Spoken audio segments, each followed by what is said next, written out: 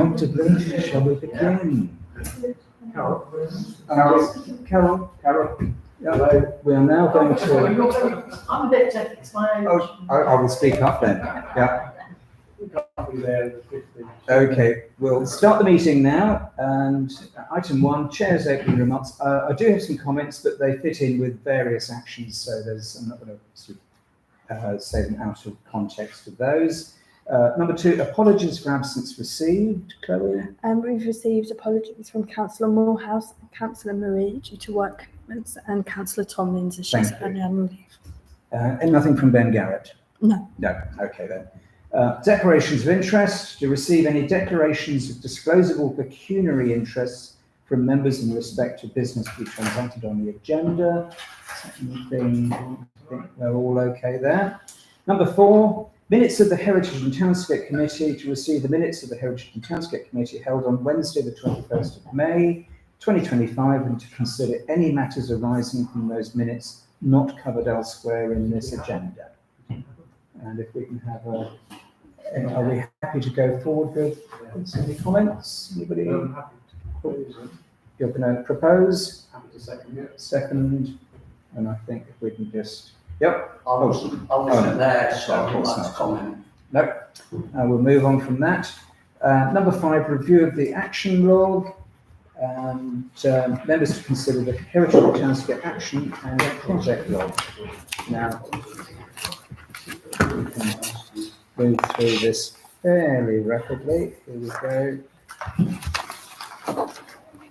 Right, from the top. Right, members to consider a report from the Sandwich Environment Conservation Group. And I see there's a note in green here. And so 210525, climate change to be added to July 2025 agenda, which we have done. Contractor completed work restoring the plaques on the War Memorial. I think that's now It's still July 2025 ongoing. It's ongoing. I'm still actually now having trouble to speak to the lady, but it's ongoing and I'm on it. Right, okay then. So hopefully we can eventually remove this from the action log. And going to the next one, the bus shelter. I note there's a verbal update to be given. So the town clerk has actually managed to make contact with DDC, and they are looking at a way of providing a report that breaks down, I believe. That's The finances and Yes. to the end of the project. I think that's what you'd asked, is that correct? Yeah. Yeah. Rather than one liner. Yeah. Are we happy with, is there I'm not no happy with further it. comments on Reality. basically bus shelter? Watch this space, I think, is the best comment there. Next one. Oh, yes, of course. Can I just ask, when something like this happens, and I'm glad you got the response, but are we not allowed to say, so we need the response by? Because, I mean, to say they're looking at it, they'll do it. I mean, are we not able to say thank you, but we need this by such and such a day? Well, you can do. I'm not saying they'll do it, but I think it just adds a bit of impetus. It does add a bit of impetus to what you're trying to achieve. Yes. Because I mean, they can say, oh yeah, we're still looking. I think in that case, it's a case of asking the mayor to write and say, what's going on. But Yeah, so the town clerk was engaging, and the answer we got back was not, we're looking at it. We had an answer back, but I said to the town clerk it wasn't acceptable. So I asked the town clerk to go back and say, actually, we want a proper explanation of the statement you've made, which was a one-liner. Yeah. Thank you. Thank you. Okay.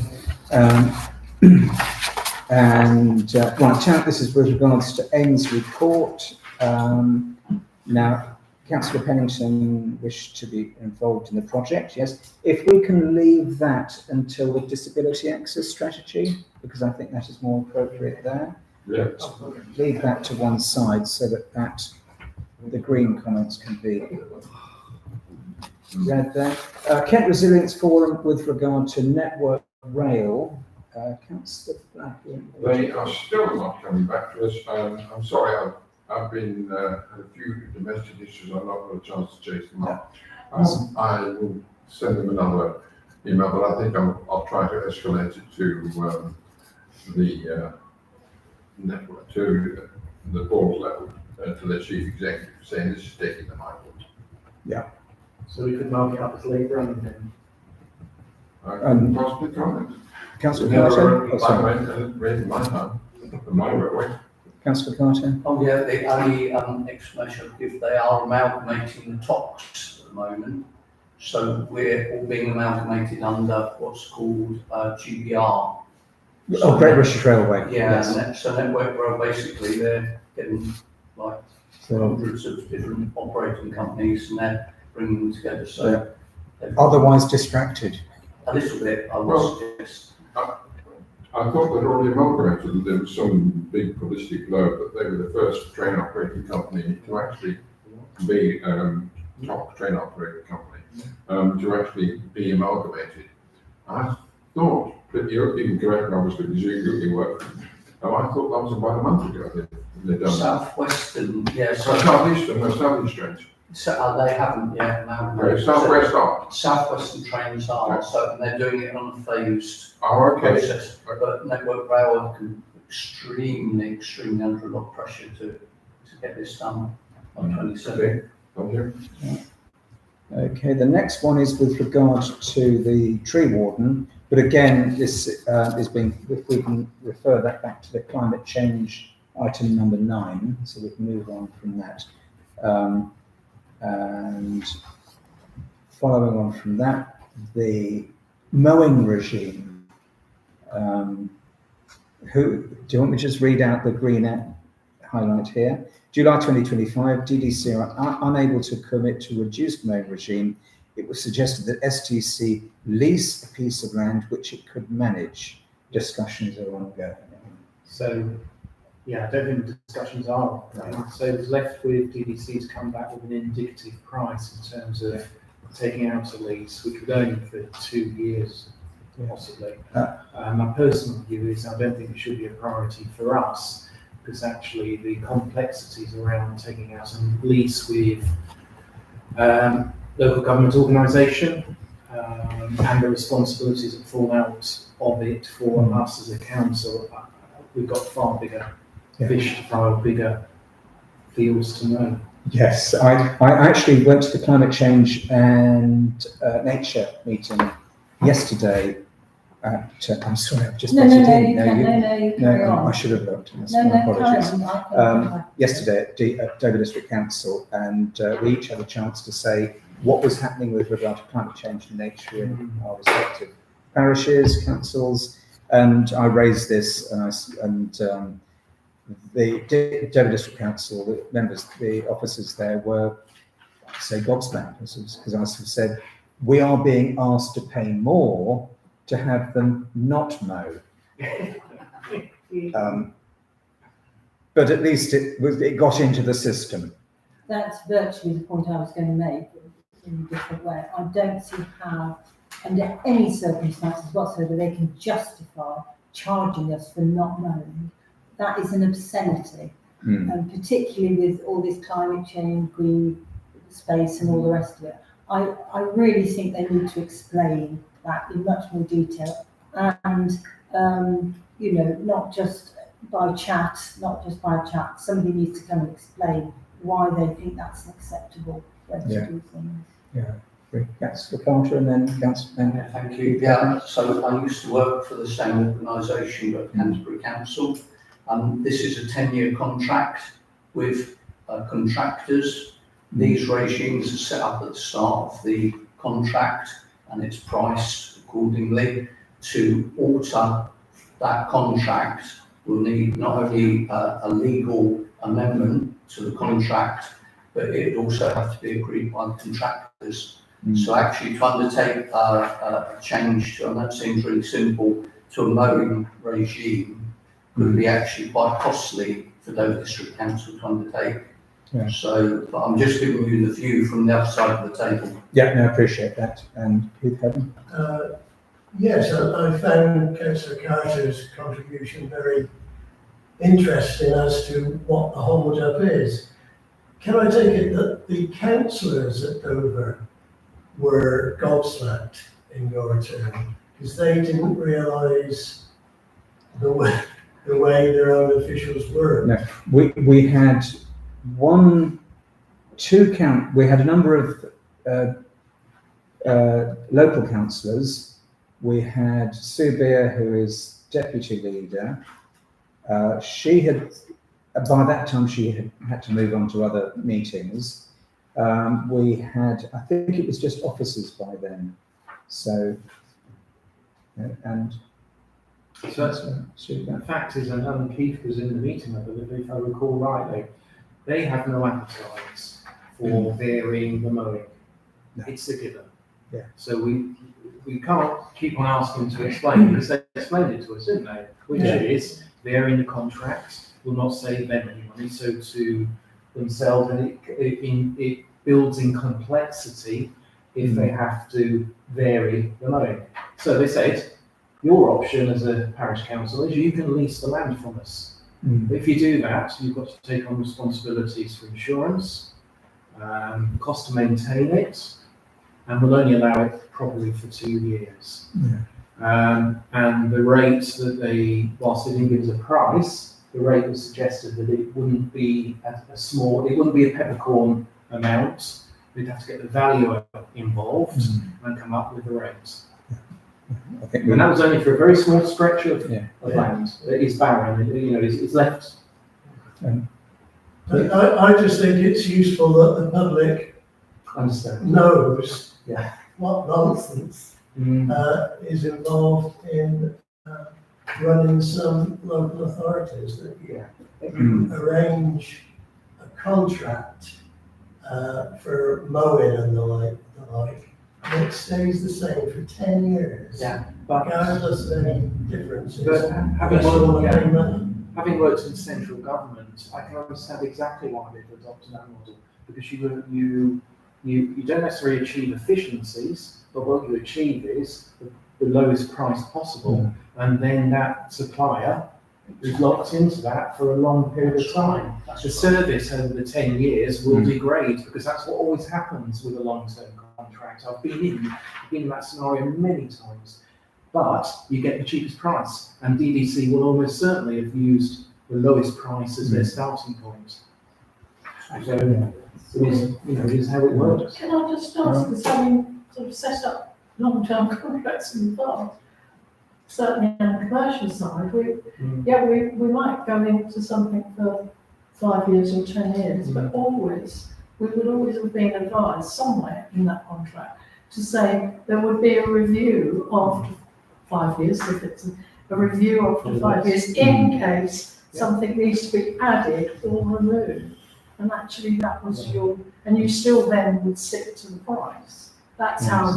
What tends to happen in central government, and I assume for local government, is what they do is the price for delivery is cheap, but anytime you tinker with a contract, it's excessive. Yes. So that's how they build in their profit from a profit-making organisation perspective.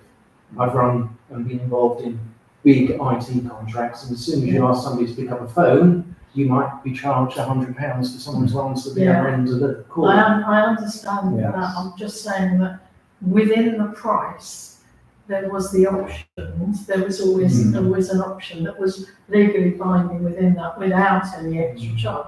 Because after 5 years, we could have, especially with the climate is, we could have the whole place with grass. What are they going to do that? And also, they don't monitor what their subcontractors do anyway. So, how do they manage that? Because it's not done very well. So wonders how it works when we have the full local government reorganisation. Anyway, moving on. The invitation to Sir Roger Gale at with regard to the toll bridge. I hope you don't mind the email I've sent round to try and reduce the numbers of people. We had. Everybody was interested in joining on with the train that might follow him around, and it might give the wrong impression. So reducing it to a small number of us very focused. I hope that is acceptable and that you'll have seen the email that I circulated. Councillor Black? Well, the only concern I've got is, yes, keep it small by all means, but you haven't got anybody who's got a transport background, and that would be Dean or myself, because whatever you do, you're going to affect road traffic unless you do nothing. And that's always an option, of course. But the two people who on this council know probably more about road transport would be Dean or myself. And I would suggest you might want to think about one of the two, because I'm not. No, that's a good point. He's perfectly adequate because he's got the practical knowledge. Yes. Whereas mine is a bit more of the management knowledge. Right. I have no problem there. Again, having one more person is not really an issue. Leave it at that. But toss a coin between the two of you, or do you think? I would compare the dust to 5 bases. I would, and this isn't, Councillor Marie, in terms of, as you said, The practical. Practical side. I Yes. think you'd be a good choice because he's got. if he's available. Yeah. You may be ruled out. In which case. Yeah. We'll bring on the. Oh. So, now, I was just going to say, I completely understand what Councillor Black has said. However, I think you'll find that pedestrians have a big say in what goes on over that bridge as well. And we're all going to be pedestrians. It's not just about the traffic, which it seems to be so often in this argument. Yeah. Not about the Good traffic. point. Yeah, it's about pedestrians. Yeah. Of course, we are all pedestrians. Yeah, But exactly. we have another constituency. Yeah, no, don't dispute that. In that Dean's case, available. yes. We'll check if he's available. Then yes. Otherwise, yourself, if that's okay. Okay, and let's see. 18th, 7 p.m. Yeah, okay. I'll 7 p.m. That's the time It was the given time. given time. Yes. Which actually works quite well, I think, because then we'll see that at that time the traffic has declined. So why can't people use it? Moving on, street furniture, and I don't know if we've got July 2025 ongoing. So It's because there are a number of projects taken on by council members, so I think some have ground to a halt, some are ongoing. It was just if any members had updates to their particular projects, or whether you wanted to. Last meeting, you were unsure about taking them off, whether they stay on there. yeah, So is this the final? yes, this is slow ways. Yeah, I can talk about street furniture, but I'll leave it to others to talk about other things. yeah. Well, we can take it off. I mean, if there's anything that we can add, but otherwise July 2025 ongoing. Just leave it for the next meeting if anything happens. Yeah, we move on. And I want to just keep going round. And we've got action from myself with regard to potential practical actions that STC can take with regard to climate change. We've got climate change option number 9, so we will move on from that one. Unless anybody has any particular comments there. I think you might have gone back to the beginning. I think I have. Yes, we could spend the whole meeting going on like that. Right. Okay then. I think we've done the action log. On to number 6, public participation. A 20-minute session is set aside for members of the public to make representations at the meeting in respect of businesses on the agenda. Individual representation should not exceed 5 minutes. Written notice of the desire to exercise the right to speak, together with the topic to be addressed, must be given to the town clerk at least 4 hours in advance of the meeting. We've see received no requests. With no requests there. Number 7, disability access strategy. Members to consider how access across Sandwich can be improved and to organise the details of the meeting with Sir Roger Gale, which we covered a little bit. Carol, you've usually got, do you want to start it with regard to disability? So I know we don't have Claire anymore. Claire deals with that. Well, we don't have Claire. It's whether town team have discussed it at all. Yeah, well, the town team, it's on our agenda. Yeah. we still had it there, Monday. The issue I think we've now got into is that it might come under the heading of a new vision for Sandwich anyway. So I think there's quite a lot of discussion, maybe nearly an hour's discussion about how the town team should be operating in the future. And yes, there will still be some issues, but maybe a separate and small group will be set up, subject to conversations with the mayor and deputy mayor, but conversations about, is it time that Sandwich actually looks at itself as a whole and decides what it's going to do in the future, how it's going to perform, what it's actually going to look like, and do we need to start making or suggesting quite large changes, which would then include access to disability. Yeah. Sorry, I rather bounced that on you a Yeah, I little mean, bit. in the My apologies. meantime, I think it is, I mean, that whole programme might take a long time. It'll have some end goals, it'll have some interim goals that we need to achieve, and it's got to have a lot more communication and buy-in from everyone, businesses, the public, obviously the council. So, but in terms of the disability, I was pleased to see that, something might come from Ainsley Court. Yes. There are some things that I think should happen. I don't think we should ignore the fact that people still have issues getting to the station, for example, the railway station, where they've got to go to cross over. There might be some smaller things that can be done. I think the HIP report's got some did it have drop curbs on it, or it might have done. I mean, drop curbs are the other way that you can at least help people to get from one side of the road to the other. And a lot of our drop curbs don't actually marry up, or they have got car parking, which is so close to them that people just ignore the fact that it's a drop curb, which is not something we can do.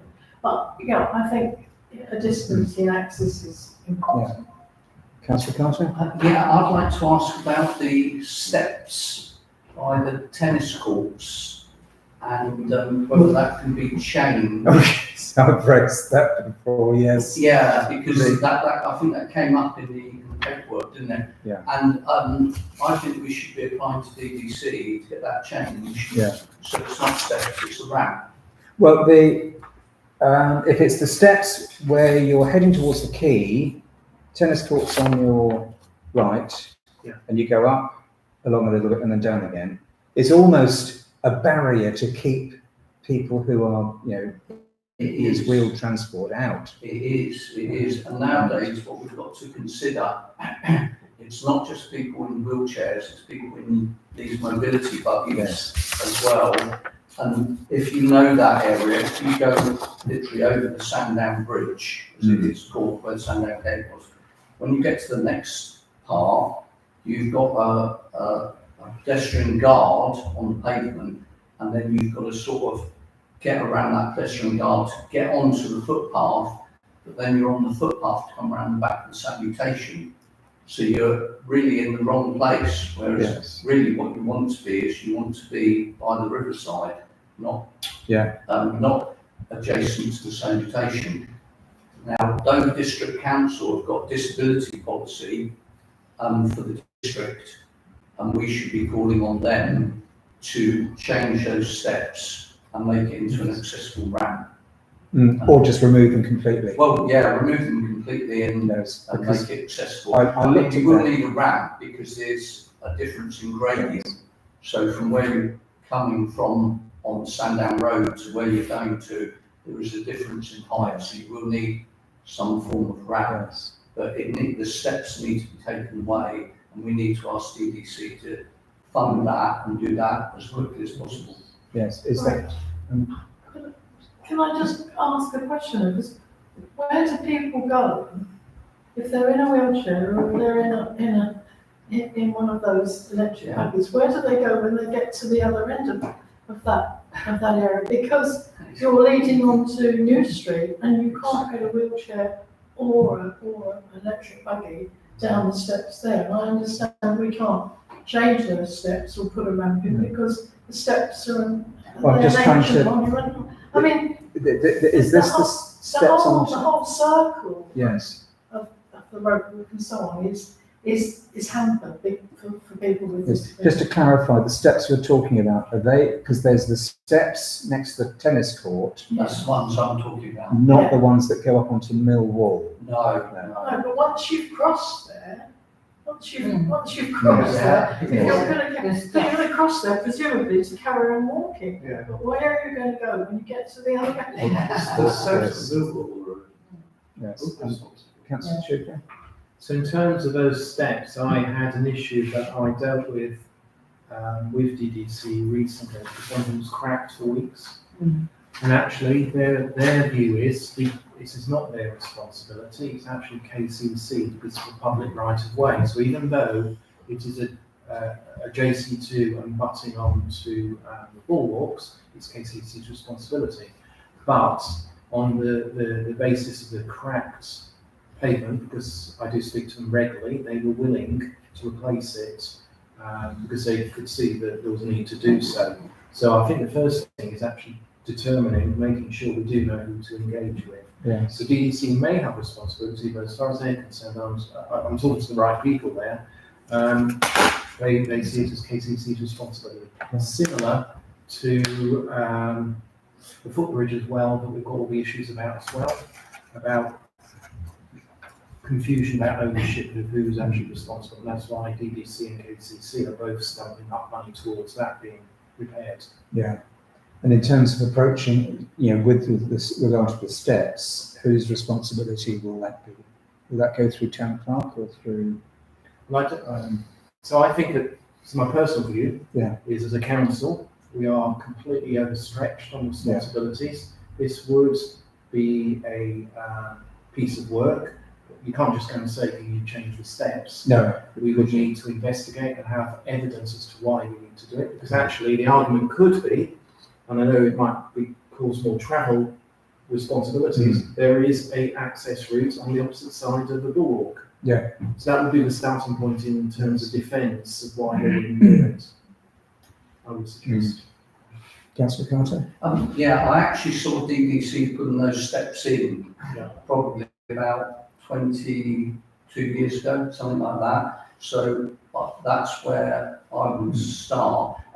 If it would help at all, and obviously with Councillor Chuka's agreement, I'm quite happy to investigate if there's not any staff to investigate. But obviously that has to be agreed. I don't want to step on anybody's toes investigating. I don't think there's any toes to step on at the moment because it's not happening yet.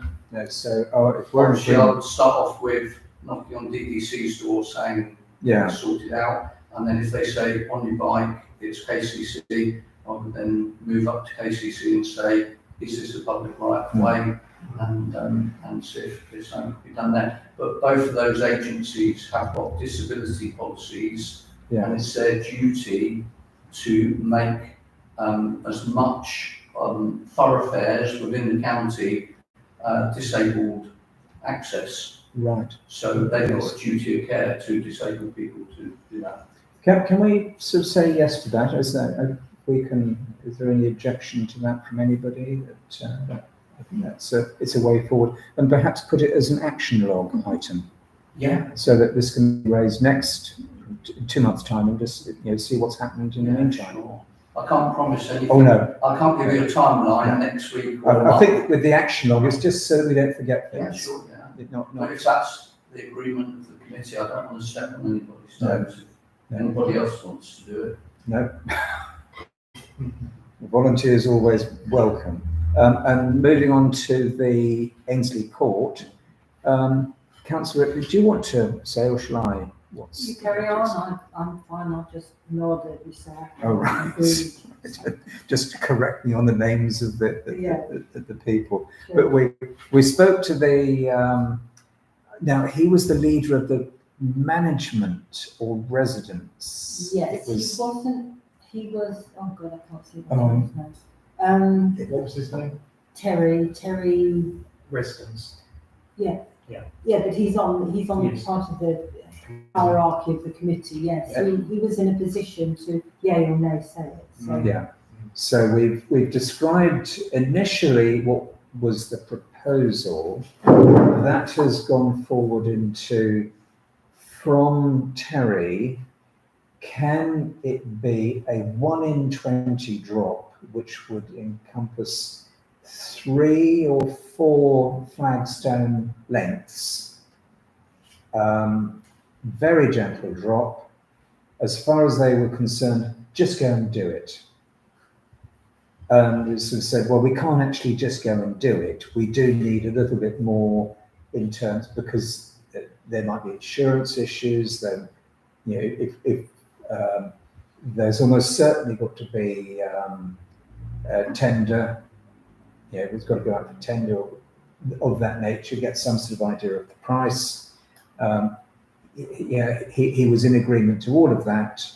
And as far as we understand, he is the person who can say, go ahead. So what we've agreed is that as things move forward, we will inform him.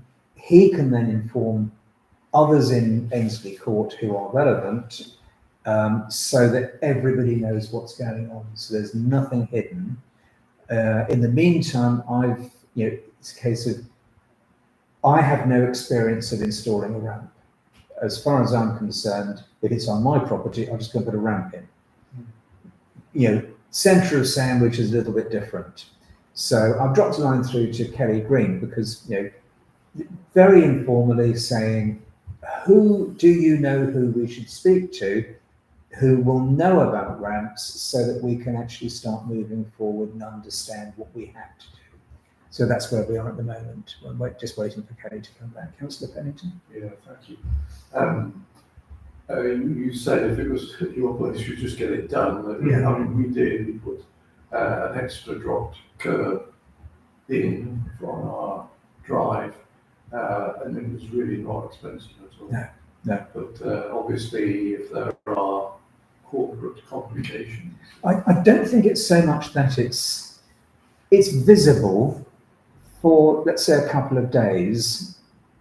There'll be workmen working there, and people will see what's going on, and there might be somebody who will raise this as an issue, saying, well, what are you doing? Do you have this?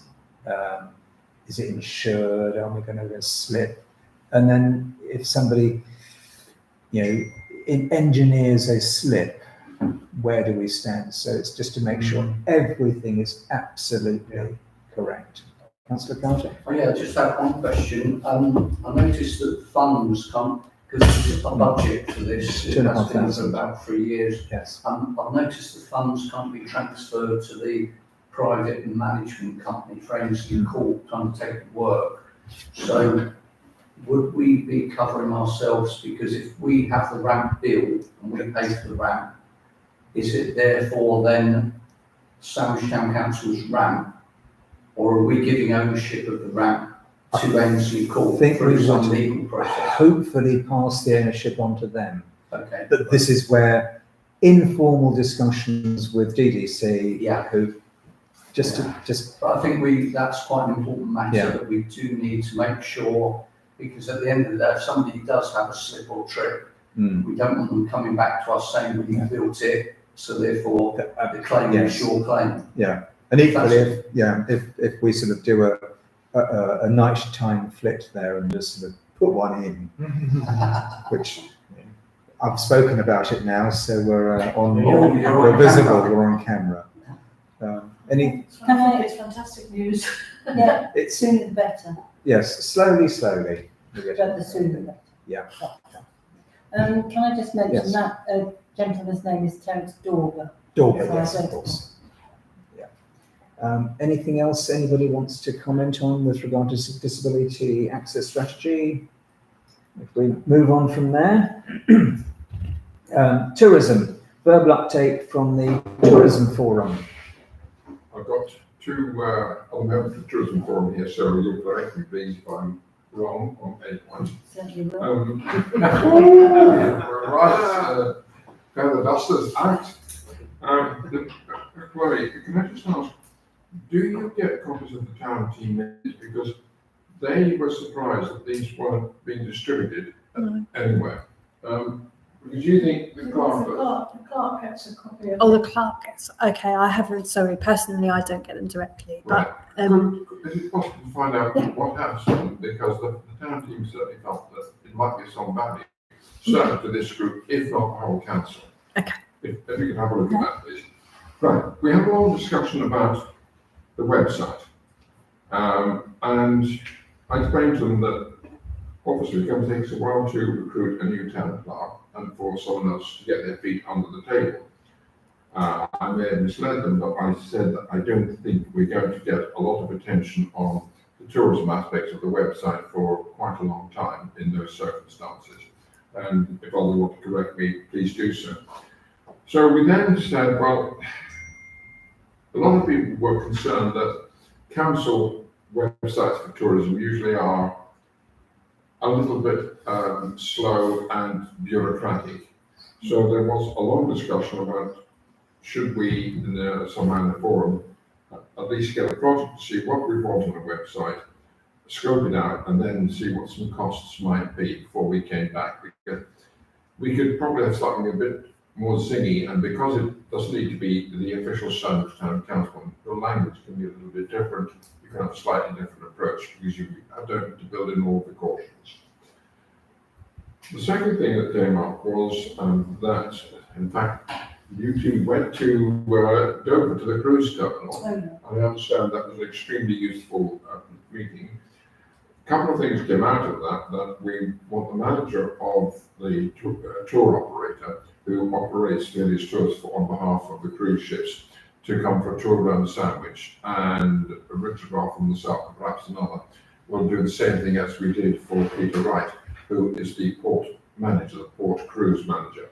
You see, he was quite surprised at how much there is. Yeah, she didn't seem to know that. She organises all the coaches that pick all these tours up, so it can be from any line, you know, any sea line. So she said at the moment, I think they do an hour at Walmart and maybe an hour here, if anyone is interested in that particular tour. And what we were saying was that there's a lot more to see in Sandwich than an hour. And she was very keen then, wasn't she, to come and say, well, look, it's really important if we can get in quickly, because they're already producing their list for the line, you know, the lines for 2027, 2028. So if we can bring her in and show her, as did before, what Sandwich has to offer, then she would be more than happy to expand that tour and bring people here for longer. So, you know, that moment they go to Rye more often and they get stuck on the traffic and then coming back. And I think it's well worth it. What we need is for people to spend a little bit of free time here so that our shops and our hostelries can actually gain from it, yes, and benefit. So we wanted to bring her and do that at ASAP. The other thing is that once people have cleared immigration, there is a large desk that Dover District, as White Cliffs run, and to explore the possibility of having one of these banners, you know, that can that's floor-mounted, but you raise them up to a car-sized sandwich. And that's something that they want to have a look at, and obviously then we'll have to see what the costs might be and who would be paying for that. But because at the moment, the only thing they've got there are the brochures, and we're going to talk about that later anyway. But that would be much more eye-catching, and I think you said that no other tourist destination has anything there, so we might be able to steal a march on some of the others. It would be quite there is a counter in each of the terminals, and it is purely there for people who have not pre-booked their ones with their own shipping company. And actually, while we were there, we saw quite a few people coming along and stopping. And then, of course, there are lots of brochures from people yes, they did have ours, which was really good. But something that they could pull up, that had all the pictures and the things that they could do in Sandwich would really be very eye-catching. And I think Peter agreed that they agreed that they would have one in each of the terminals if we would supply them, and they make sure that people could sort of use and see them. Okay, thank you. Next thing, we talked about the video that Terry Palmer and Julie Elms produced. There's 2 videos now. 3-minute long video has been launched, and I'll circulate the Facebook link for that to all councillors. It is, in my view, damn good. It's really first rate. So those who haven't seen it, please look at it. It has been very well received at the NEC and the National Tourism Conference they had there. There is now a 9-minute video in final production, and that, I think, will illustrate a lot more about Sandwich and the surrounding attractions, because the message is it's not just a historic town. There's a lot more to this place, and we've got to attract a much wider range of audiences. And that, if it's to the standard of the 3-minute one, I think it'd be extremely good. But we haven't seen it yet. That's a final.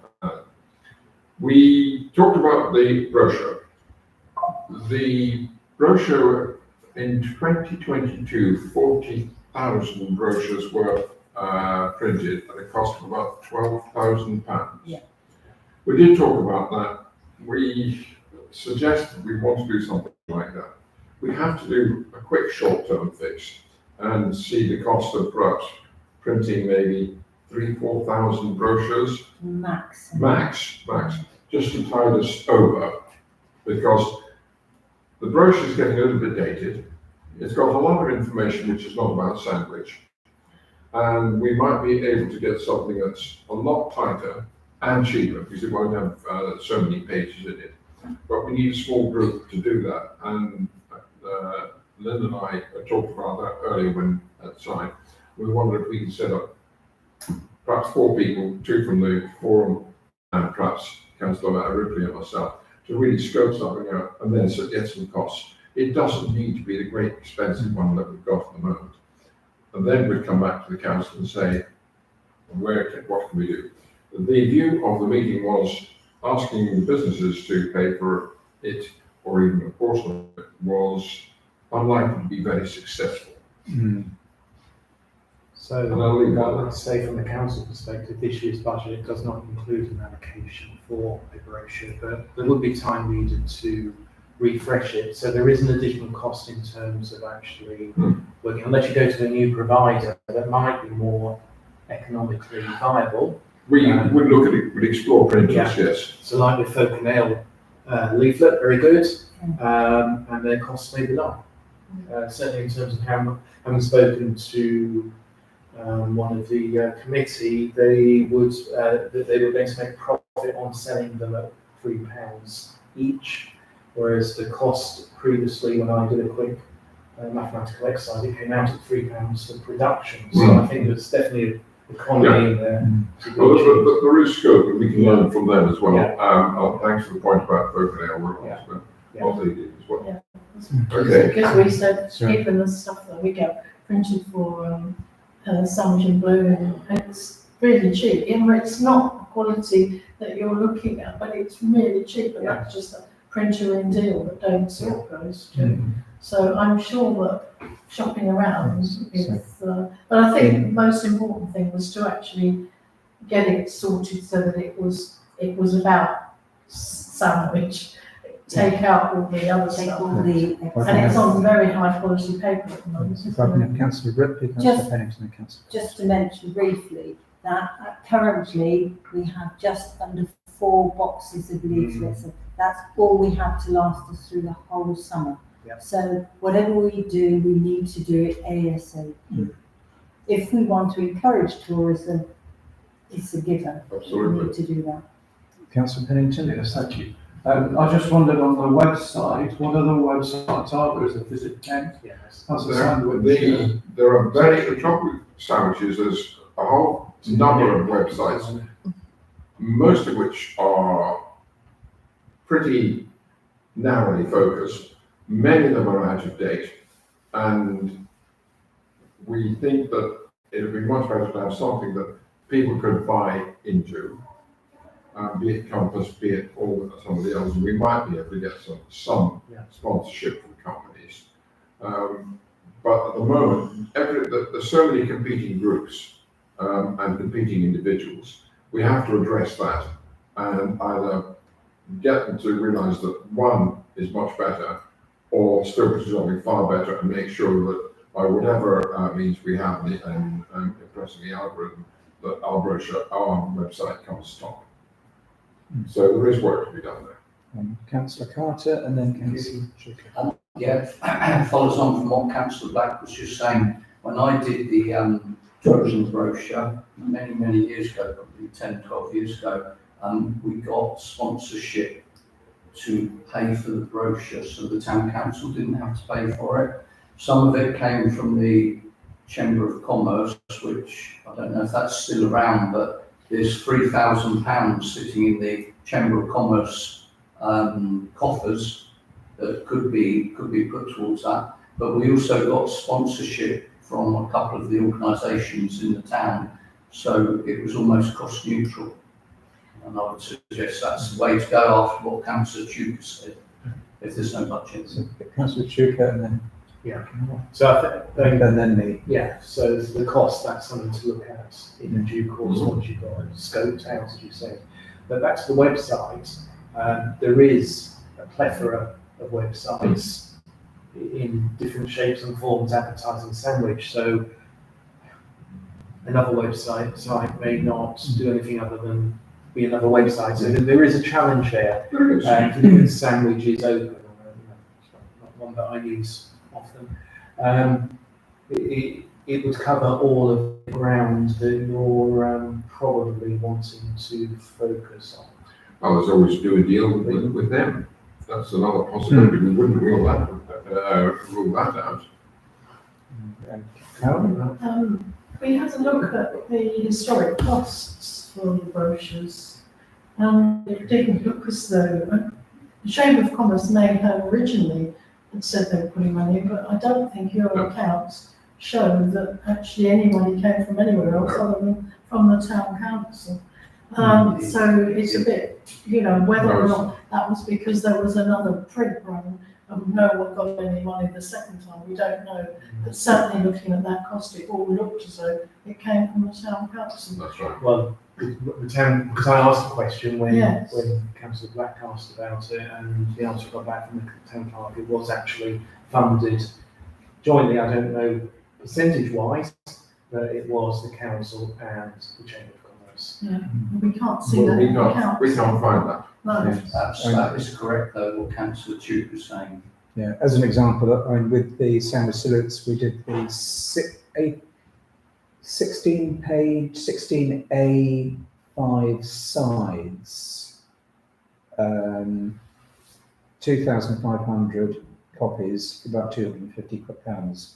So you can get it, full colour. Okay, may I ask, can you ask the town clerk if she can actually find some evidence that it was paid for by that, because we can't find any. And on the note that was sent to me, there is no mention of it. So clearly we've got a difference of opinion. Yeah. If the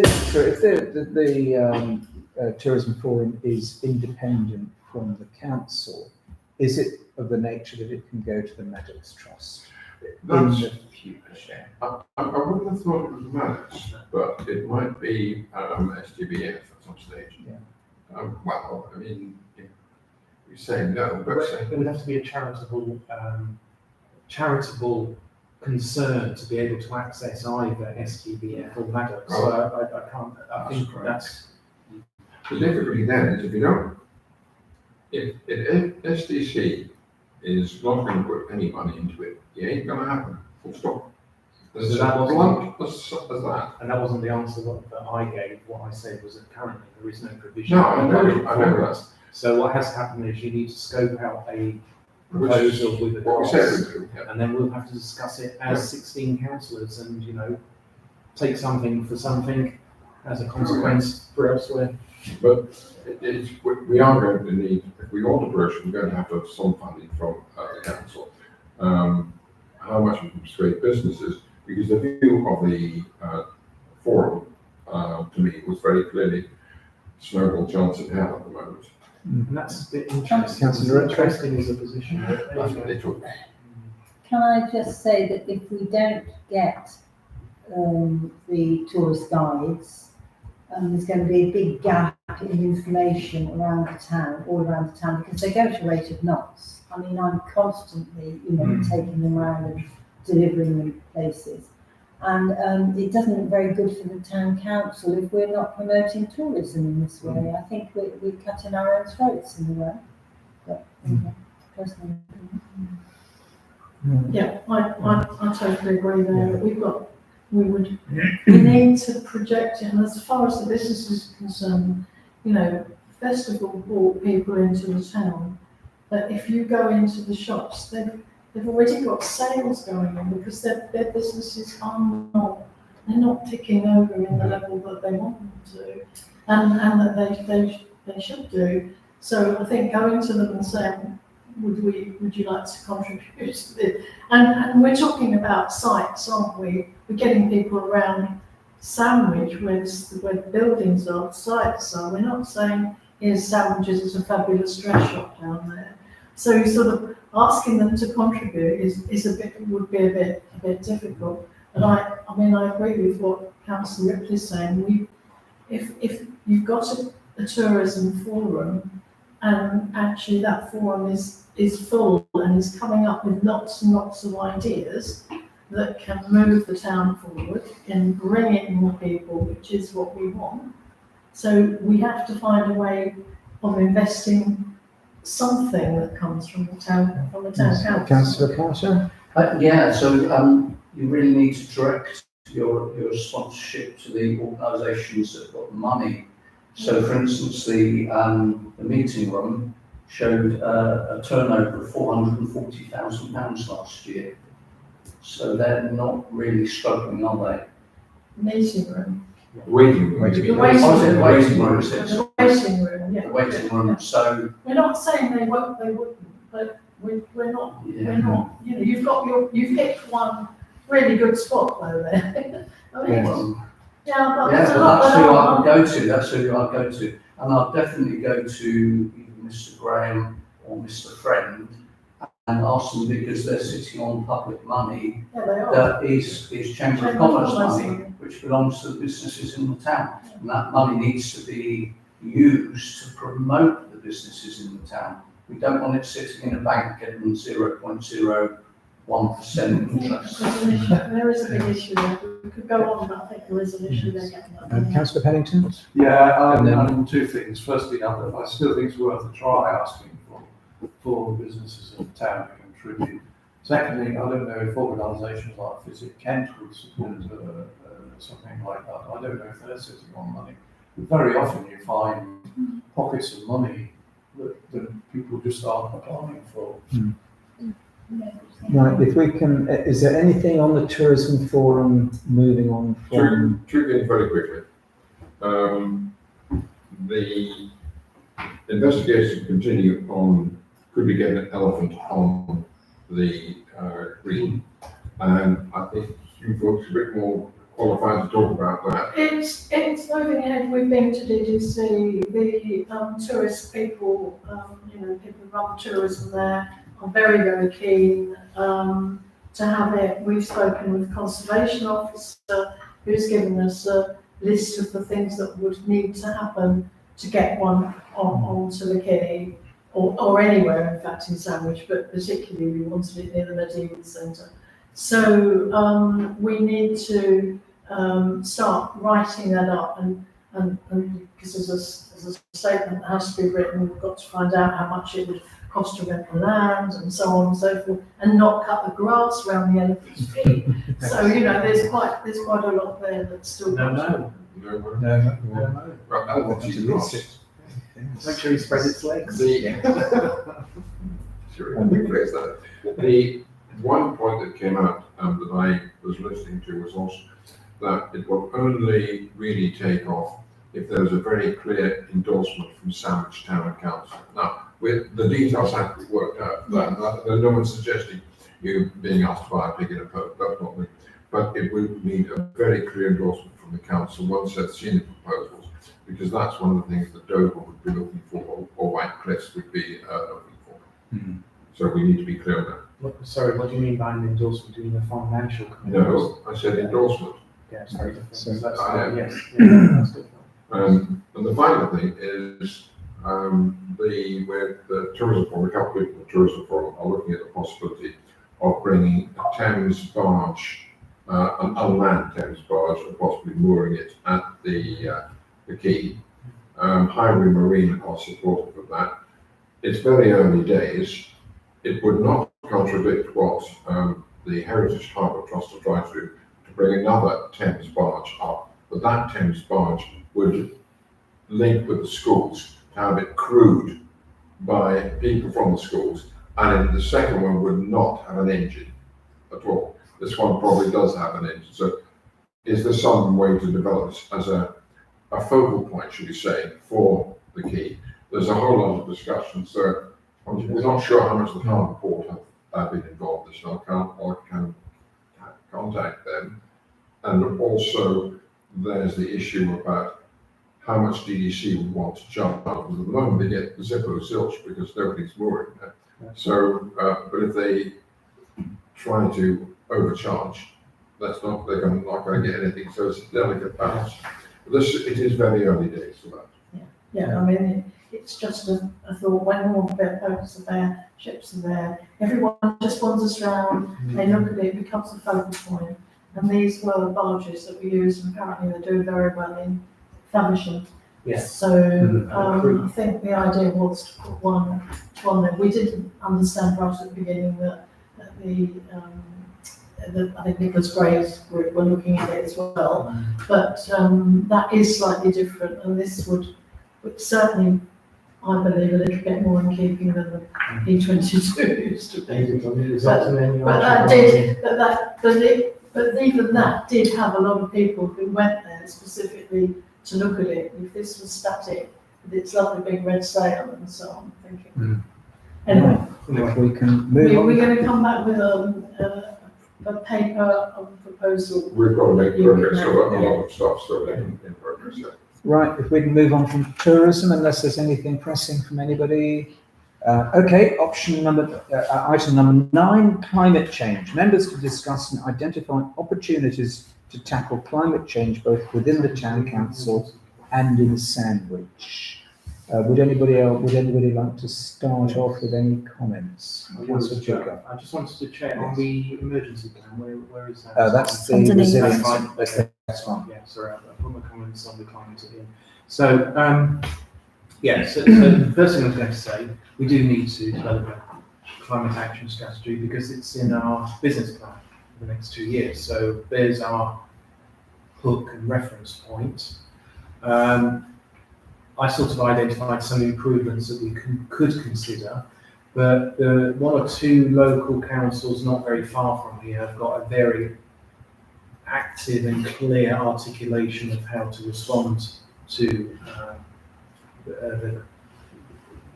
in terms of climate action, and I think we shouldn't reinvent the wheel ourselves. We should look at what's been done already, but it does feel like it's a bit of a project.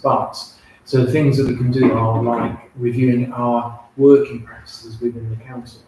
So are there areas in which we can take account of the environmental impact?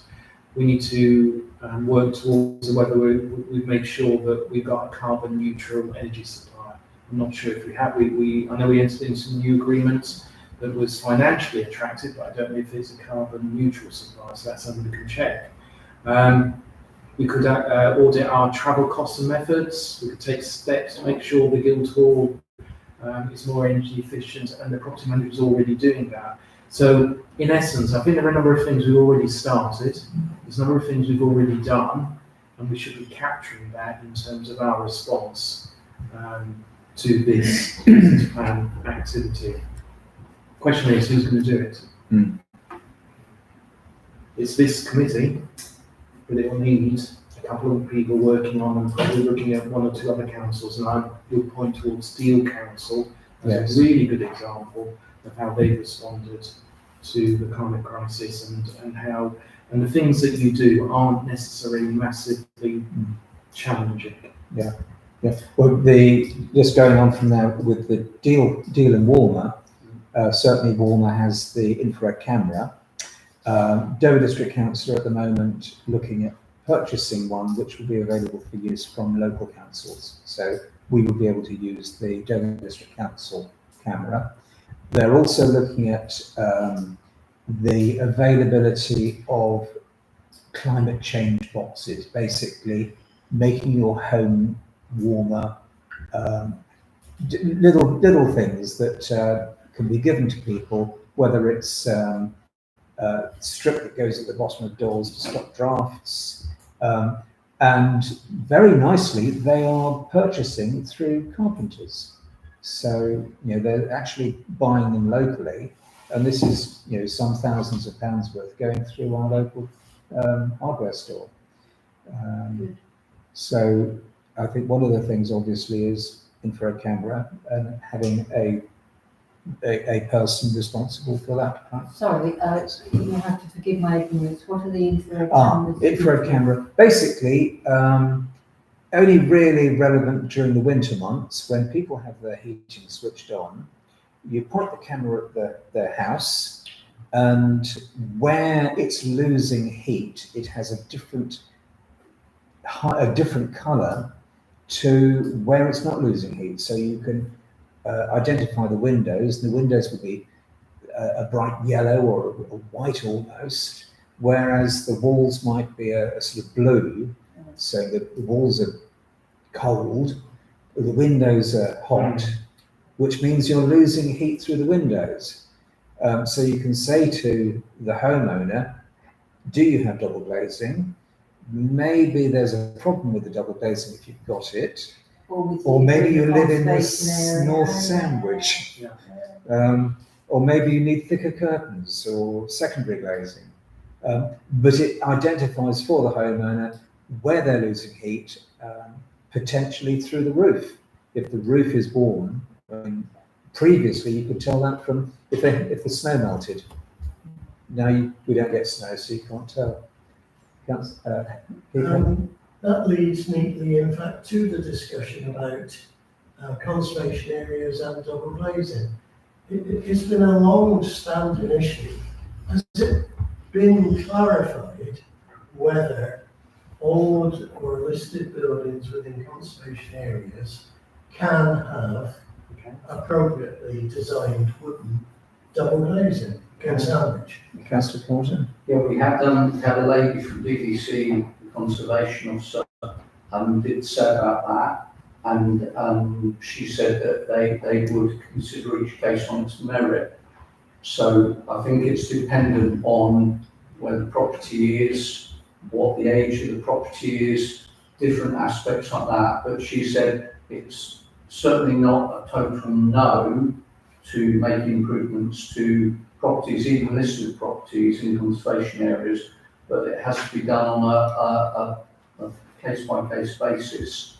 So somebody has to put in the improvements they want to do, and possibly if the double glazing is going to be in similar like-for-like wooden casements, then the conservation officer would possibly agree that double glazing could go ahead. So that wasn't a slight improvement on what we need to do. But that's what I was going to say, Mr. Chair, if that's okay. We really should be, Sandwich North Ward is really sort of properties that are quite old properties and quite a lot are listed. And that, I think, is where we should really be trying to put our efforts to help those. The ones in the Sandwich South Ward have all been built since the 1950s, 60s at the oldest. And so, apart from one or two, there's 3 on Dover Road, and there's others dotted around South Ward. But I was think we're being, talking I was being generally. around, I Yeah. was not being specific to individual properties. No, But in the rounds, Sandwich Shelf Ward, the majorities, the estate, as it's called, was put in the 1960s, and so all my house is 1961. So a lot of the properties already have secondary double A. What we should be doing is this council should be helping those people who live in the North Ward to assist them with trying to bring their properties. Myself and my wife know a number of friends that we know in the town, residents that we know, who are quite elderly, and they have very old properties that have not been refurbished or updated. I'm talking decades. So we should be helping the elderly of the town who live in the North Ward to try and make their properties better. Councillor Pennington? I do know one or two people who've been doing up houses, I know one on Fisher Street, whose experience and knowledge might actually be quite useful in providing us with advice on that, because they have been quite careful about the renovation and will probably have explored what is possible and what isn't possible. Yes. I hear what the conservation officer has said. However, to date, I haven't found a single person who has applied for proper glazing within their houses in this ward that's ever had it through. I had personal experience with a mock-up of exactly what it would look like, and you couldn't tell from outside to inside. And I think our council, our Dover District Council, are particularly harsh. I mean, we know that even people who wanted the roof, the roofs repaired and so on, they have to wait for years to find the right person to do it anyway, because it has to be a sort of heritage builder. I think we are a little bit out of step with other boroughs and other counties, where they are open-minded, and when they come through, I think we had this discussion some while ago at the town team meeting, and one of the members actually sort of listed quite a few of the counties where they were open to proper double glazing. It has to fit. It has to be an hardwood. You can't have. You might be tripling your pane, not actually having a whole one. But I think, and the other thing that came up was we will never in here have heat pumps. I mean, we've hardly got any foundations, never know anything else. And also the electric car scheme. People are buying them, but they can't use their own properties because they've got to come across a pavement, and that's not legal. And it's a real problem. So if Dover, they're really serious about climate change and what we can do, we've got to find out what their policy is going to be moving forward to help with this. Because, when you put an application in, how long does that take to get that application through, and to be at the end of it to be told, well, no, you're in a conservation area. Yeah, yes. I think there needs to be a bigger discussion on that. I'm not sure who was first. Mr. Gladys? I've heard from a number of other sources that Dover is particularly conservative, because I've had to do minor things, but they are very good. The difficulty we've got, being realistic, is that with local government reorganisation coming into place, coming down the track, the chances suggest of them making radical changes to the way they approach conservation is unlikely. What happens when there's a merge, whichever combination is different. But I think we're now getting into a planning blight situation because of all of these changes that come down the track. And I think we'll find a lot of things in Dover start to grind to a halt because they don't know what on earth is going to happen if they've even got any jobs going for themselves, and that does concentrate the mind, unfortunately. Other councils are going to have similar issues, but. Councillor Shuker? Yeah. And then me. If we go back to the agenda item description. So what it is, members to discuss and identify opportunities to tackle climate change, both within the town council and Sandwich. Then we've got, and as I mentioned earlier, we've got the reference point as a business plan. And that identifies a number of steps that are owned by this committee which should tackle. And the best place to start, rather than what's happening now, is focusing on conservation and house improvements. That is only one element, and we'll end up running in that direction, and we might run in another direction.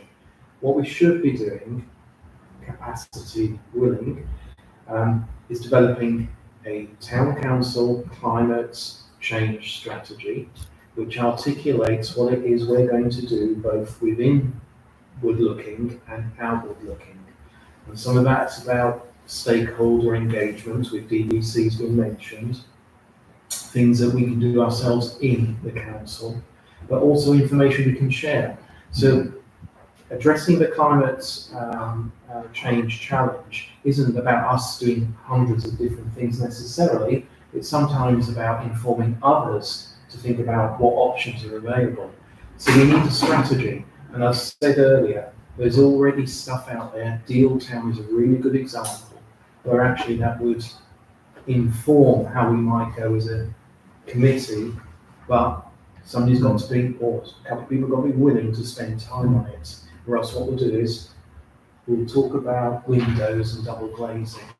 And we won't go. Yes, I was about to. Yeah.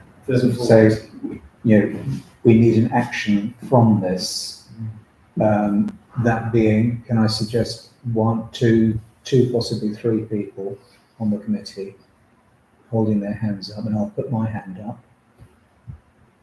Are you putting your hand up to agree to this? Yeah. Good. That's really good. I mean, I would love to, but I Yeah. really don't have capacity in the next few Yeah, months. and I would struggle, but Yeah. somebody has to. So if we can meet up at some point.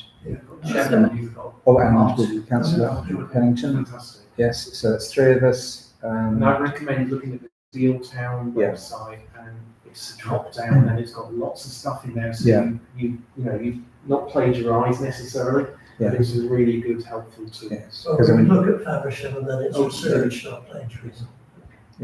yes, well, I'm sure we can plagiarise between Probably councils. take rights from somebody else. Yes. Exactly. Yes, there's always somebody's always been there first. So as an outcome, the three of us will meet up at some point. Yeah. We've got shared email addresses, and Yeah, and one simple step, which is on the business plan, is actually we revise our reports that go to any meeting, which includes a question about, is what you're asking for, does it have an impact on climate change?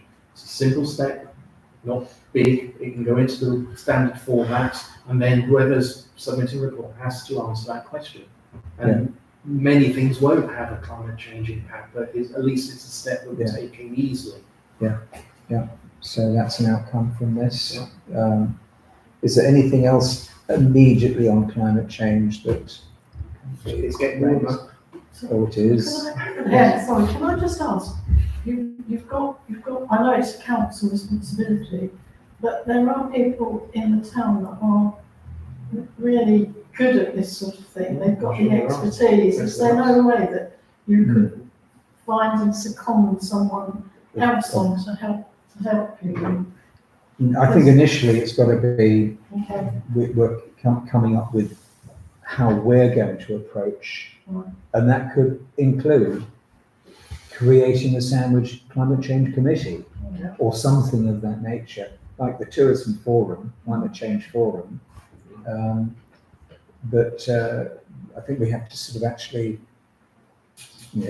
talk about that outside and possibly have it as an action point to report back in 2 months' time. And that's a positive step that you include in your activities, because actually doing that is something we're not currently doing. Right, if we can move on from climate change, unless there's anything pressing on that, to number 10, the Sandwich Resilience and Emergency Plan. Members to discuss the resilience emergency plan for Sandwich. Thanks for Can I just ask, without going into the discussion of the plan itself, some semantics and that rectified. On page 3, third paragraph down, it's got a part that goes, I don't know if it's just my one, it says this plan is based on the developed by Kent County Council. So there's a word or something missing there. Say third paragraph down, it doesn't make sense. I don't know if you've got that.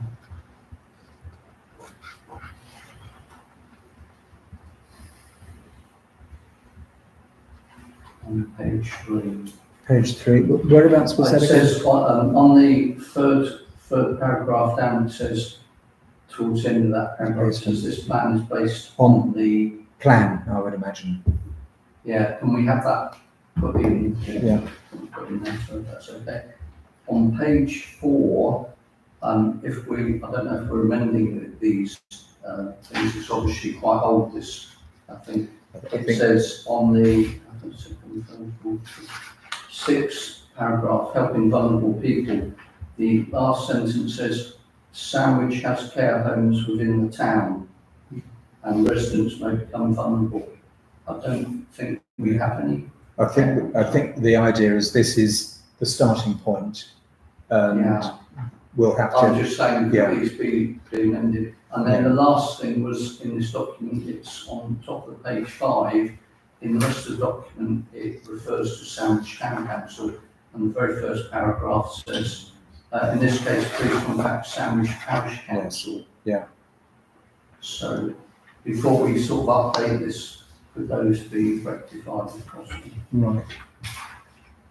Thank you. So, thank you. And Councillor Chuka? I had a broader question about what is this? So, it's not on our website, so if it's an emergency, nobody knows it exists. How do we access it? How does it link into the Kent and Medway Resilience Forum, who have the responsibilities if there is an emergency? We don't have statutory responsibilities. So I'd hate that we just do a tick box exercise and try and bring everything correctly up to date in terms of names and stuff, and actually missing the whole point about how do we as a parish council interlink to those that will actually manage an emergency.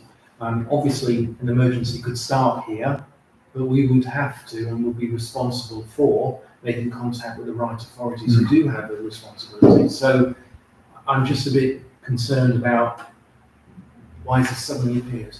Yeah. Was it found in a drawer and needed to be tabled? I'm not sure. I don't know where this has come from either. Looking So at at the last meeting, you asked if we had one, and when I spoke to the clerk, she said that here it is. Yeah. Thank you. Yes, so this could have been from many centuries ago that it had been drawn out. Councillor Ripley? Just one thing that concerns me about this sort of thing is that if you're in an emergency and you have to scroll through all of this, so you find the right piece of paper, people are dropping down dead all around you by the time you get to the right paragraph, you know. So I think you either have to condense what you put into obvious action points, or there's not really a totally. Well, I've been to a couple of the resilience meetings. I think you have Councillor Crabtree as well, and I sit through them, and we have the Environment Agency, we have police talking, ambulance service, various services, and in each case, I can imagine that depending on the emergency, and almost any emergency essentially means it's happening like in the next 5 minutes. It's anything, you know, it's immediate. It's not planned. And if we're having a resilience or an emergency plan, it has to be something that prepares people so that we are not involved. Because my impression is the police, the Environment Agency will say, can you go home? Can you go away? Just let us get on with it. They might want information like where people live and who is vulnerable. That would help. But it has to be things that are done, dusted, so that we're able to say, here's information, here's not a plan. Councillor Black. I think that the emergency services will very rapidly take over. It's a very serious incident. There isn't any doubt about that. What we could contribute more is, okay, this is what we have available. We have, for example, we have a fully equipped kitchen in here. Could this be used as a temporary feeding centre, for example? Could we use this building at all for things like temporary accommodation? That's much more, I think, of what we could contribute, rather than constantly updating this, because phone numbers change, people change, and I've done them for very large institutions, and even an institution that is continuing to operate all the time, it's the devil's own job trying to keep it up to date. But if you've got some key information of the kind of things that would be useful to someone who's managing, I need to move 40 people now. Where can I put them for the next 3 hours? I've got this. Okay, can you do something quick to get to feed them and house them? That may not be overnight. We may just say, well, we can temporarily simplify it, or provide some shelter, or we can provide some communications in the form of, do we have access to computer system or a good network? That's the kind of thing I think that's probably of more use than trying to replicate what I think is the legal responsibility of districts and councils, and counties. And that's the point, and that's been brigaded into the Kent and Medway Resilience Forum, and I'm just looking at their website now. We should not be trying to answer all of these exam questions when there is a existing structure in place. What they would be looking, I suppose, from a forum perspective is, who are the key contacts in your town? How do you engage with them? It's that sort of thing. So and picking up on Councillor Ripley's point, I don't think we necessarily need a 20-page document. No. We need the key things, and maybe on our website, of course, an emergency might take down the whole systems, but on our website, if there is an emergency, this is what you need to do. And it might be just a signposting, for example, to the Resilience Forum, for example. But somebody needs, again, another piece of work to investigate with the forum how a parish council delivers its role in a much bigger and statutory responsible way. With others responsibility for. Councillor Pennington. Thank you. Yes, I fully agree that one shouldn't really invent the wheel. There are already four that are that have strategies for this. Just a couple of things. One is no two emergencies are the same, and you cannot very often predict an emergency in terms of what it will require as a response. I know when COVID started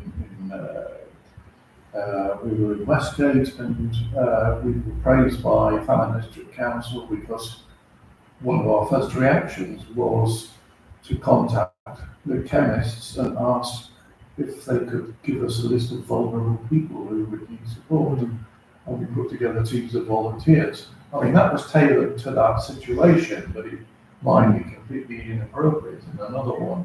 You have to think about cyber attacks and all this kind of thing. I mean, it really needs treating at a higher level, but I think we have to be prepared to react very quickly, because I think local responses will be very important. Some years ago, and it may have been 8 or 10, there was a councillor here who wrote the emergency plan for Sandwich. It was not this document, I'm sure it wasn't. I think it was a very short document. She used a fire officer to help to put some of this together. But I was in the council chamber when this was presented, and I don't remember any of this sort of thing. It was purely about sort of what you're describing now, the where to go to get things, and perhaps identifying. I'm sure there was a list where it said identify all the elderly or disabled people.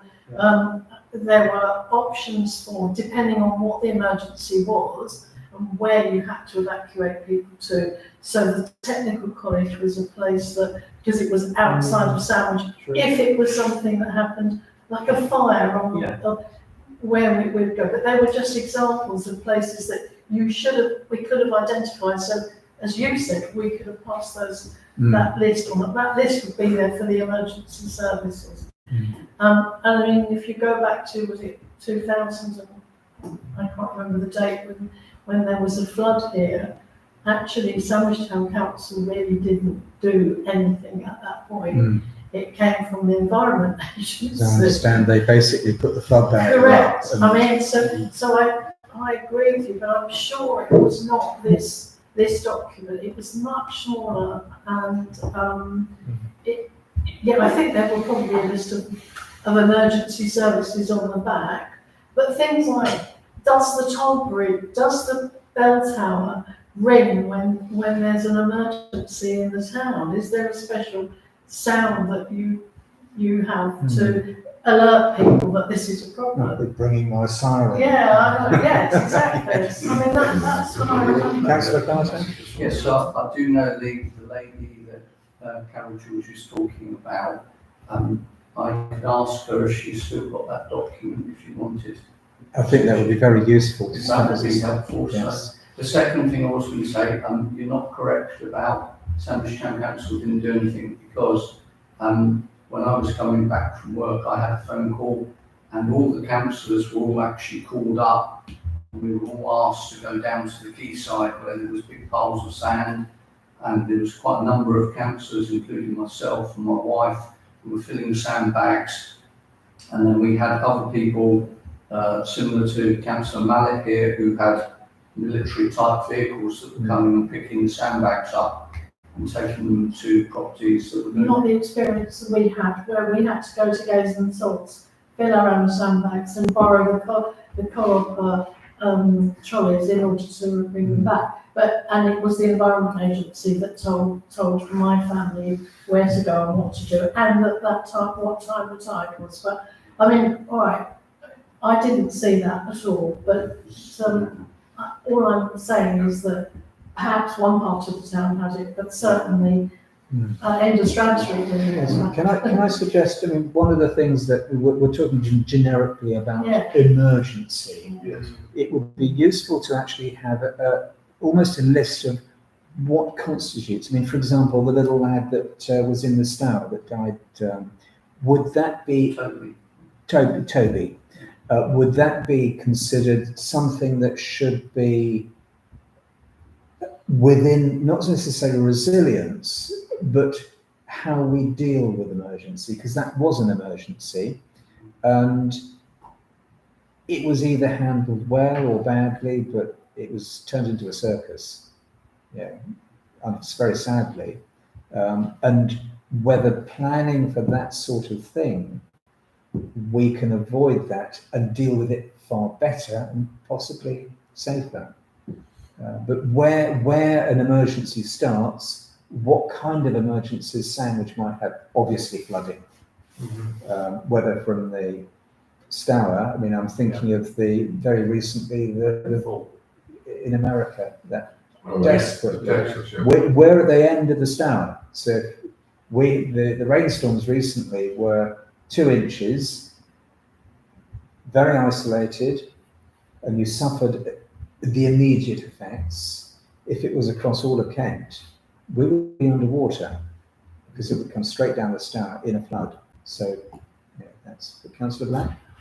I think if you perhaps concentrate on 4 or 5 things that are major. I know this sounds terrible, but one individual being knocked down by a car or unfortunately falling in the river, I don't think that would be covered by any of these. This would be individual fire and rescue services or ambulance service or police. I suspect this is much more for where we've got a whole group of people that you're going to require resources to do things. So you can probably identify maybe 5 or 6 things, which is what we did at the university one. What were the major risks? Okay, if this particular building went on fire because of all the kinds of chemicals in it, because it was the chemistry teaching facility, that would be a big problem. Whereas if the building next to it went on fire, to be honest, it really wasn't even going to be a danger to the city of Glasgow, because it was very much sort of the business school, and that was a different kettle of fish. So you could perhaps identify maybe 4 or 5 things. Would there be a major fire, a flood, some other natural disaster which could occur? You could even have things like, although it's very rare, but the one people talk about is an aircraft crashing. It's extremely rare, and we're not on major flight paths, but something could happen like that. So you've identified 5 or 6 and say, what would you do in those circumstances? And that gives you just a very rough outline. But we need to know this, this, and this, and have that up to date. And that's the way that we did it at Glasgow University, was to say, okay, what would happen here? Have we got anything? Have we got any radioactive substances? Have we got this, that, and so on? So you honed in very closely on what was a significant risk that the emergency services would need assistance with. And also we said for accommodation, if there's a major problem in a part of Glasgow, we have all this student accommodation at certain times of the year. Could we use that and hand that over very quickly to them? That's the kind of thing I think that might be more valuable. But it's where you draw that line, is obviously one person dying in a river is a tragedy. There's absolutely no question about that. Is it an emergency for these purposes? I don't think so. Terrorism, sorry. Well, when you have this frequent problem down at the park with the Israeli Arms Company. Councillor Pennington? Yeah, I mean, I think there's a consensus here that we need a very short document, it needs regular updating, and that it needs to be linked in with structure within Kent or whatever replaces it. But I think to look at the earlier document, which is very operational. In the absence of that, can I suggest a straw man document, just something that we can then come back and tear apart? That, I don't know if anybody wants to volunteer. Not volunteer. No. I was just going to put a proposal forward, because we're all going round and round with our own opinions. I think this should be taken to full council and flagged up for the actions that we propose from this committee, which is trying to get hold of the smaller document, but in the absence of a smaller document, having something drafted on similar lines to what the small document was. But I think it ought to be flagged up to the full council, because then the full council, we could find a willing volunteer to take it on possibly. But if we can actually have something that is of a nature that we can say, this is a starting point. Because I don't see this as a starting point. This is a finishing point. not even a finishing point. It's lots of words. Sorry, you said earlier that some of the other councils have got other documentations already done. Do we know whether perhaps Deal has got an all you need to put in is parish council emergency plan. I'm looking at one here from Launton. There's lots of examples, but whoever does this, I think, needs to also take account of the resilience forum, because whatever we do at a parish council level has to be within that framework. You can't be UDI. No. So there's a little bit of intelligence wrapped around this in terms of just structuring the document. Councillor Lapp? Should we just ask the resilience forum, what would you want? And keep it as simple as that. If this is what you want, you're the professionals in this, because they have professionals on that. Give us the list of 5, 10, 15 items, whatever they are, that you want, and just do it that way. And that means that they will know exactly what kind of information they would require. And I would go straight to them and ask them first. and then take it further. Councillor Carter? Oh, yeah, sorry to say, this document here was drawn up in consultation with the Resilience Forum. I remember it being drawn up because Laura was the town clerk. But that's not, she did have a motion on the document, didn't she? The previous lady did, yeah, I'm sure. I don't know if she'd still have it, but it's worth asking. Yeah. This is a very bureaucratic document, though, not. No. No. She's Well, I don't mind just drawing up, as I said, a straw man document, something that can be circulated amongst us first. And happy to have comments, critical, supportive. So, because I won't have any sensitivities over it. And then, as Councillor Bartlett has said, present it to the town council, again, possibly as a straw man document, but I don't know, perhaps that's not a draft anyway, and take it from there. Because at the moment, we don't have anything, really. I don't see this as something that's practical. I'm happy to. Yeah, are we okay with that as an action point, as a starting point? Do we need to vote on it? I'm happy to propose it as an action. Yeah, I'm happy to just go ahead. Can we have a seconder? No, the proposal being that I will just come up with, I would hope no more than a 2-page document, just outlining where sandwiches, what sandwiches emergency plan might start with, taking into account the Resilience Forum, taking into account other councils, but keeping it very short so that we can present this as a starting point for an emergency plan that can be taken and adopted by Sandwich ultimately. Not necessarily that document, but what comes next. If you're proposing it, I'll second it. Okay then. Right. Right. It look a bit silly if we don't get something on that website Yeah. later this year, will we? Yeah, and if we can vote on that. Right, I think we'll move ahead with that. So, are you okay with what I said to begin with? So I've forgotten. It's okay, it's recorded. Right, are we going to move on from resilience plans to number 11? Anything else anybody wants to say on emergencies? Pesticide use in the butts. A member of the public has raised the matter of the use of pesticides on the butts cricket pitch and suggested a move to a pesticide-free Sandwich. If I can just expand on what has happened there. Lady has written to us to, just go back to, so I have that particular letter to hand.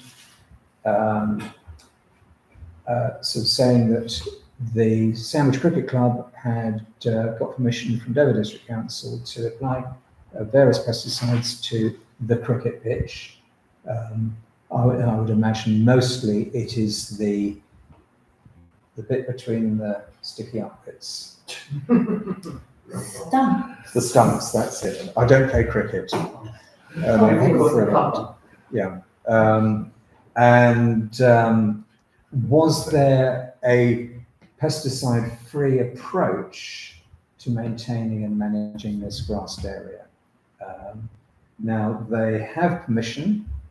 They're using, and I looked up the various pesticides that she's also identified, and they are very focused pesticides. My response to her was, well, I think the initial response described the Dover District Council's approach to the use of pesticides. I think they avoid them, they do avoid using pesticides, but in this particular instance, the cricket club are basically aiming for a standardized grassed area, because if they're hosting other teams, it has to be of a certain nature. They can't sort of say, well, ours has got few daisies here, a bit of clover here. It is a standard grass pitch.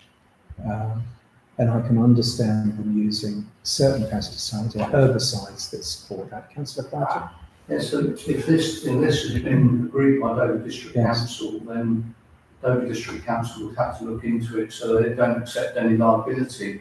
So they must have given, Yeah. regulatory advice on what pesticides could be used. Yes. So, and the idea of having a pesticide-free sandwich is possibly quite a very impossible item to inflict, because private individuals will use whatever they wish to use on their gardens, and Sandwich Town Council has got no authority to reprimand or police who uses what pesticides were.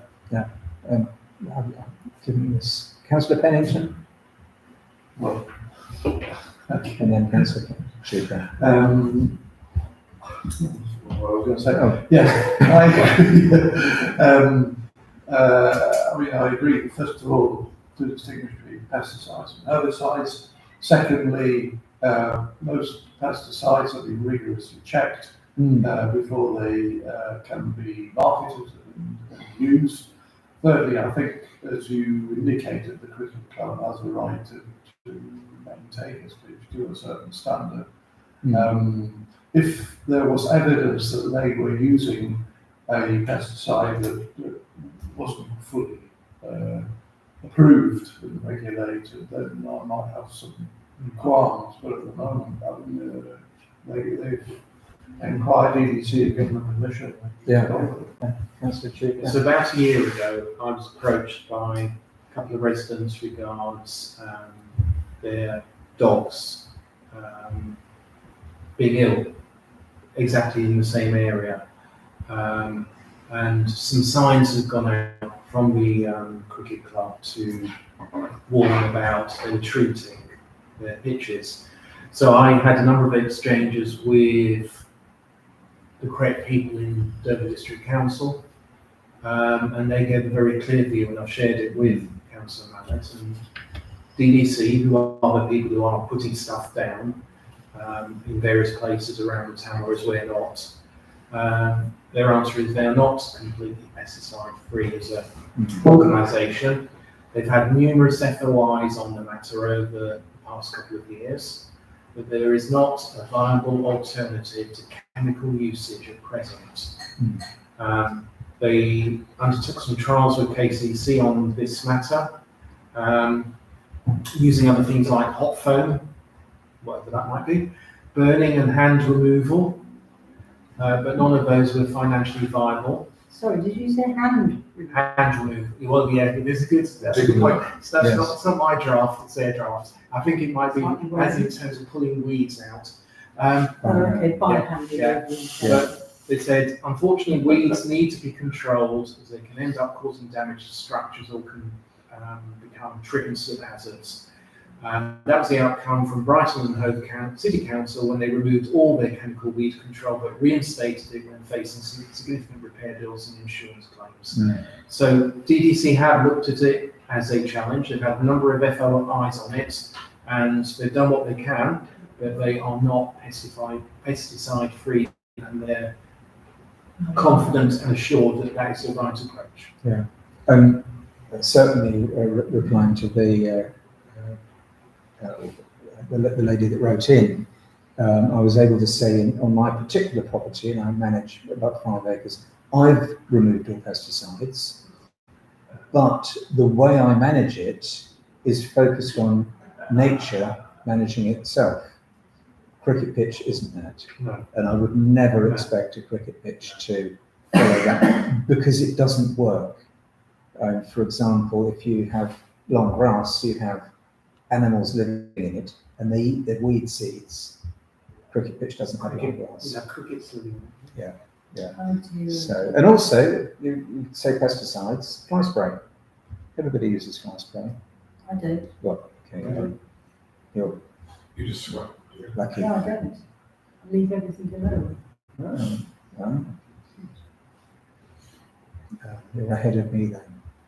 Yeah. Councillor So are Campbell? you writing back to this lady We- to just say that we've done our best and investigated this and that there's nothing Yeah. further that Sandwich Town I Council? think basically that I will say was raised in the committee meeting, and the consensus was with current technology it's not possible, Not possible. and the aim of what the cricket club in this case is trying to achieve, it can't be done. Great. And they lease from Dover District Council, so there will be a Yeah. relationship between Dover District Council and the cricket club in terms Yeah. of. Yeah, which has already been passed on to her, but we can emphasise that.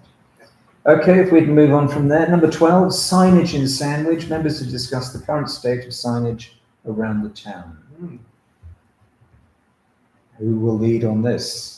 It was raised by Councillor Marie, who's not here today, so unless she would like to push it to the next. We'll push it to the next meeting. Yeah. Councillor The Carter? only comment I had on this was, because Carol George will know as well, this is something that circulates both the town team, doesn't it? And I have attended the town team and Sandwich Town Council for 18 years. It goes round and round and round. There's signs from 1964 that are pointing in the wrong direction.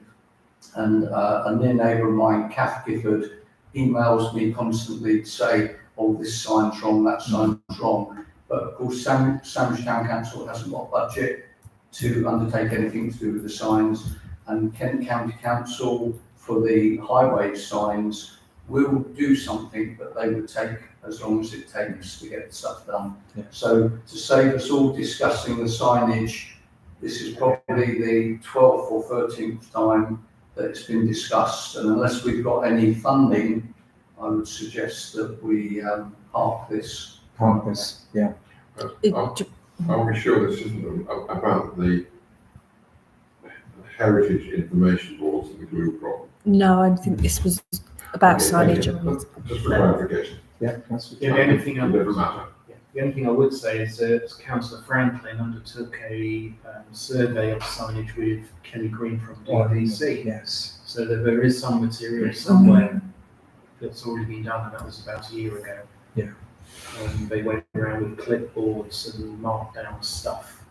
And the conservation officer does not like clutter in the town, and she considers unused or unnecessary boards, signs to be clutter. So maybe we should be asking if she can help with the list to remove the clutter.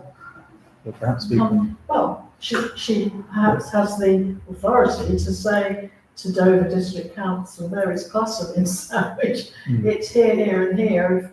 If Well, Councillor perhaps we can have Franklin's an action yes. to approach Kelly Green and say, do you have this list? I think one thing that would be very helpful is that the signs pointed in the right direction. Yes. Yeah. Can we- Because quite a few of them Yeah, don't, sure. do Do you want to bring this back to the next I think meeting? we'll just bring it back to the next meeting. Park it, Yeah. no. And moving on to number 13, Sandwich Peace Stone. Members to discuss the relocation of the Peace Stone. Councillor Carter. Yeah, I just wanted to say, the chap that put the Peace Stone in has sort of communicated with me and said that they're hoping to have an anniversary celebration of the Peace Stone, and they were upset it didn't happen last year, but they didn't have the ability to do it. So he was saying that if the Peace Stone, he would prefer the Peace Stone was left where it was, because it was consecrated and dedicated by the Lord Lieutenant and a member, bishop of the clergy. So he said he would prefer it to stay where it is, but if it was to be moved, it would need access so that a large gathering of persons could congregate at the Peace Stone wherever it went to. So if it does have to be moved, we do need to take into consideration the organisation that gifted the stone to us, which is in particular to remember like Belgian Finland as well. So I think consideration needs to be taken before we jump to any rash actions. Yeah, councillor. So I think that sort of is a nice summary of how things work sometimes in this town, using things like rash decisions. So there are a number of councillors who've said, and a number of residents who've said, why is that stone sitting on the forecourt? And it was a temporary position for it. So I have asked the property manager to look at an alternative, and I've already had a conversation with Chris Russell, had an exchange with Paul Graham and Chris Russell. So it's in my hands to deal with, and I don't really like sort of coming around behind me presenting their views, because I will speak with them professionally, and if there is a proposal that is agreed, it will come to the council. And that's how I've already written back to Paul Graham and Chris Russell. So I don't think we need to be overtaken by some sort of other views. So I think we should just leave it at the moment, and I'm dealing with it. Yeah, I'm in agreement with that. Thank you. Can I just point of order? The point of order is that Councillor Chuka. Can we?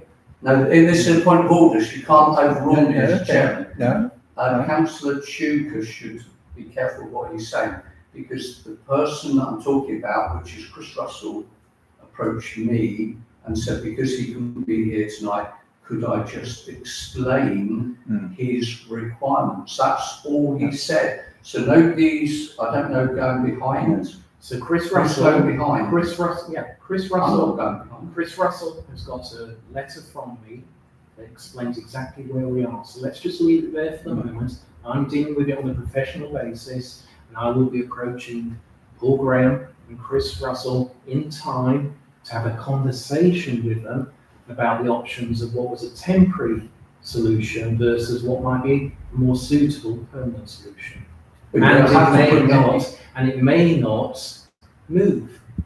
That's good, that's good. But it was put down here as a point for discussion. So it was put down here for a point of discussion. You've now closed that discussion off from this meeting. And I've made it clear. So I've made it clear that I'm already in conversation with Chris Russell. So that's all you needed to say. That's all you wanted to just say. said. Yeah, as chair, I think we can move on.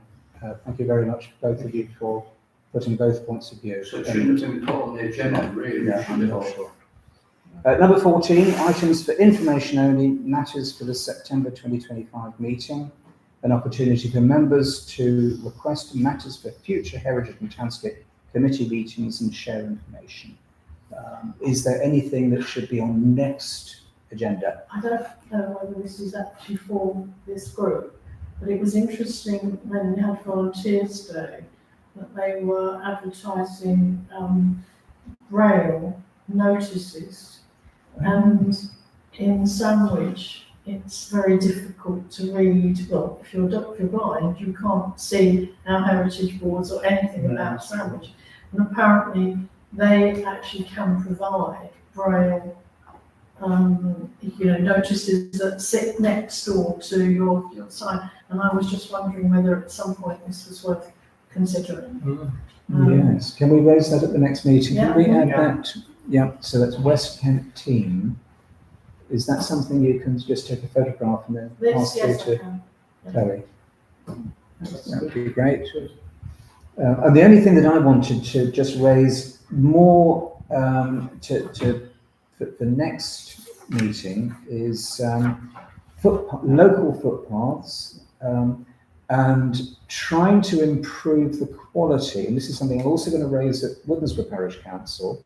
Improve the quality and have some sort of, not necessarily physical ownership in contractual ownership, but local ownership, with the idea of having a competition.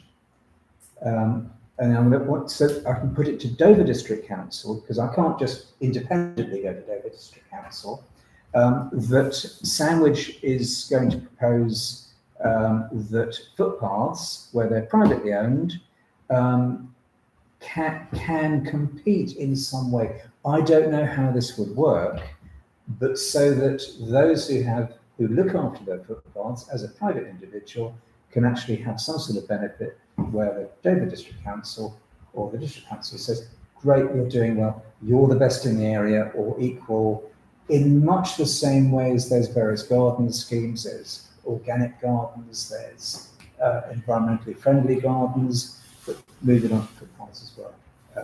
But that's for next meeting.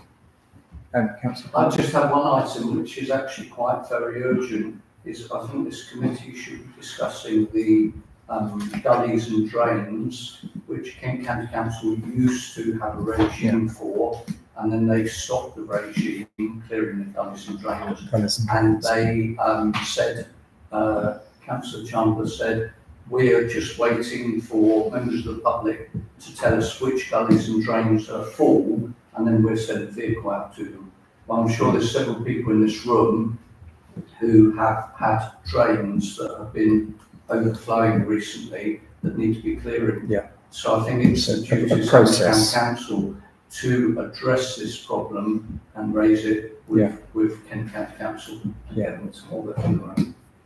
Can I just mention briefly in passing, because it's vaguely similar, sort of, but if you walk down Delft Street, where the Delft Stream is, I don't know if you've noticed as you walk past, I can't think of the name of the house, but it's the double-fronted yellow. Horseshoe.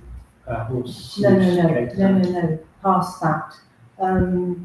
Nearly opposite us, but slightly down a bit.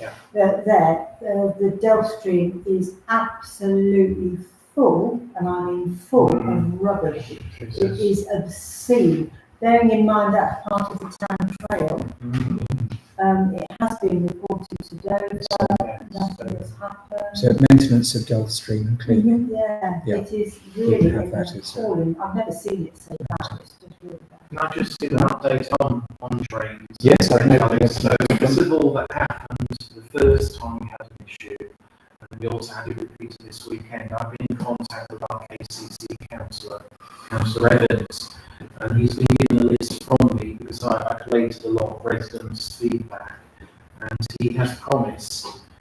He's got contact details for each of these individual properties, the owners, etc. And he says he will be going out and speaking and contacting those individuals in terms of the treatment. But I think there's a longer term issue about what is KCC doing in terms of drains, because they have a strategy which involves only clearing drains on either a 1 year, a 2 year, or 3 year cycles. But residents are saying that's not even done in any case. They will not come out if you say there's a drain blocked. I've got a very, very obvious one on Strand Street, and they haven't come out, and they won't come out until August because it's not on the schedule. So that is what is their current position. If we can change that at all with our KCC council, that's brilliant. But I think we're fighting a bit of a tidal wave on this, to use an appropriate analogy, because of the costs that they're not willing to invest in. Again, drains. So Delft Stream and drains. I think as much as anything, so it shows that we are discussing these things. They've still people do along the new streets along there. They use fishing rods. And number 15, moving on, date and time of next meeting, 10th September 2025. So, yes. Yeah, 2 months away. Yeah, we've got two and a bit months. Thank you very much. Appreciate it. Thank you.